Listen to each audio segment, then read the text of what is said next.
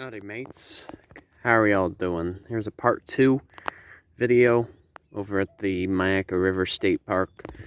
I'm actually standing atop the, it's known as the Canopy Tower.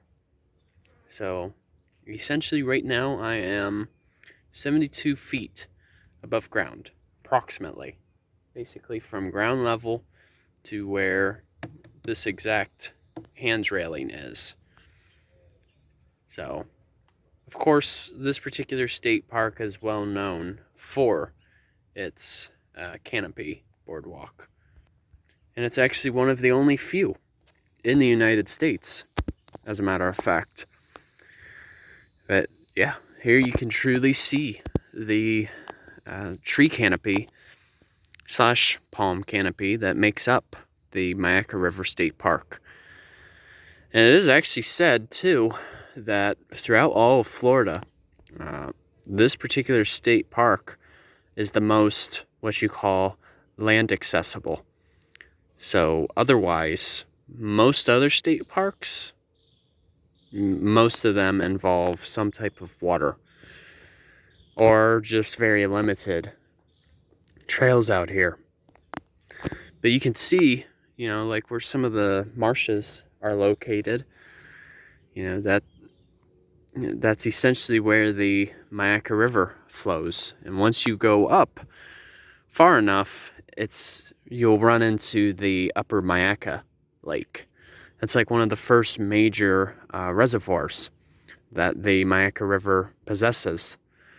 But once you go further south, approximately in this direction, is where it meets up with the lower Myakka Lake.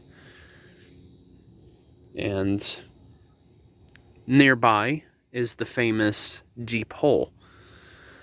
So, may still try going out there today. I'm just kind of keeping an eye on how the weather is behaving, because last thing you'd really want is to be stuck out there when it's pouring down rain. So, knock on wood, right? So the Myakka River State Park was actually one of the first incorporated state parks, along with the Highlands Hammock State Park based over in Sebring. So essentially this park was possible by, protection through the Civilian Conservation Corps, also known as CCC. And, it was in the mid-30s when this place officially became a state park. Because the Florida State Park system didn't come into existence until the 1930s. So you have to think about that for a second. It's 2022, right? That's our year. And you figure the state park system has only existed for 90 years. It's baffling to me that, essentially these protections that have started taking place, in the grand scale of time, 90 years isn't very long at all. So in essence, despite how much development is happening throughout the state of Florida, not just in South Florida, it is still humbling to see that this particular land here, it cannot be touched whatsoever. And actually, not too far from here is the Crowley Museum and Nature Center. It's just to the north of here. They have some great people over there, including the staff and volunteers, even though it is mostly volunteers. They're a great organization. They like to emphasize Florida's cultural history and to also keep it, rather primitive. But the good news about them is that land just to the north of this state park, that is now also officially protected through the Sarasota County government. So that being said, all this land around here, it cannot be touched or developed on, at least not in legal terms. And, on that site, that's promoting conservation too. So we have to keep what we already do have, or else at the rate that's been going on with development, we're going to lose a lot of this. Not that we already haven't.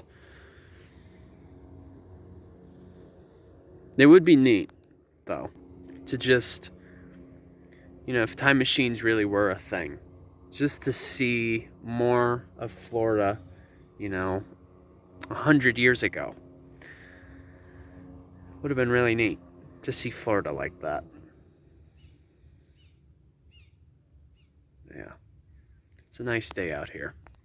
This is a popular site for people who want to study about forestry and even our wildlife that belongs down here in the state. And what's particularly neat about this canopy walk is one of the original intentions of why it was built was to study more of the canopy. Just because, okay, what I mean by canopy is a forest basically has 3 different levels. You have your grounds level, then you have your second story level. That's usually where you'll see shrubs and bushes and whatnot. So in this case here, saw palmetto. And then of course your third level, which is your highest level, is your canopy. So basically the purpose of this boardwalk was to really have an understanding of the biodiversity that exists within the canopy. So whether they be epiphytes, also known as air plants, or even the critters that live in the canopy, such as cicadas, tree hoppers, and even some of our ants too.